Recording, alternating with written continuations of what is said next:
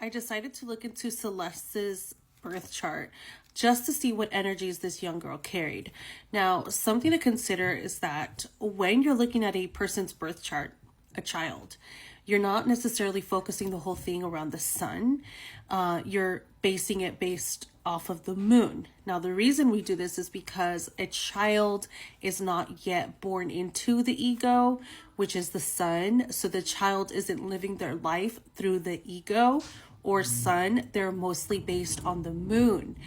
And the moon is your intuition, and it is your inner world and how you need to be taken care of. It's also your intuition. So children navigate their lives through their intuition because they are dependent. So the moon sign is what tells us the family energy, especially the mom, and we have more of an understanding again through the moon. A child doesn't go into their sun until they're older, until they're more conscious. And even then they go into their rising sign, and a person doesn't even come into their sun sign up until their early 20s. Okay. So in my opinion, I think around puberty is when the child goes from the moon to the sun. But even then, for a child, I'm really not looking at the sun until around age 16 to 18. I'll start kind of looking into the sun to see if it applies. Otherwise, children are the moon sign. So we're going to kind of base Celeste's reading off of her moon sign and the weight that it has, the karmic weight that she carried. All right, so sweet Celeste carried the sun in Virgo and also the moon in Virgo. We do not have her time, so we don't know her rising sign.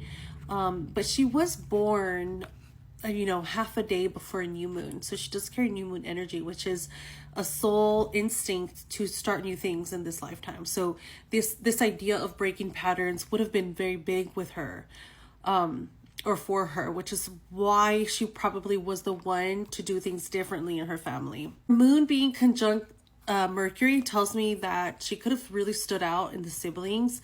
I mean, I don't even know if this girl had siblings, but around the kids, she was the one that stood out. And so that would have obviously been kind of an issue because she's the lone wolf. She's the one standing out. Her South Node in Cancer, I don't really like. That tells us that the mom has a significant role in this. And it's something to consider. I really need to know her mom's zodiac sign because that is a very karmic relationship. And she didn't have a chance because, again, we're talking age 13 to 15. She didn't have a chance to separate from her mother.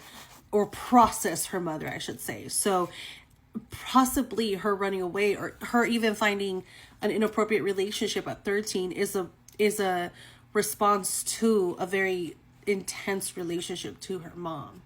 So when I look at this chart, she also has Saturn in Libra and Chiron in Aquarius. So I'm inclined to say that however you slice the pie for Celeste, a toxic environment was around.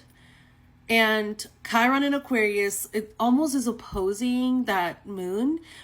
It tells me that maybe it was some kind of environment that the mom initially put her in that was already compromised. Okay, because this is like born into this feeling, okay? I don't know that her dad was around. Does anybody know if her dad was around? I kind of want to almost say that he wasn't. So she was very much looking for a father figure probably in her life. Or maybe the dad was distant. But what's crazier is the synastry between her and this guy, and also what came up when she went missing, because I looked at that date, but we'll talk about that in the next video.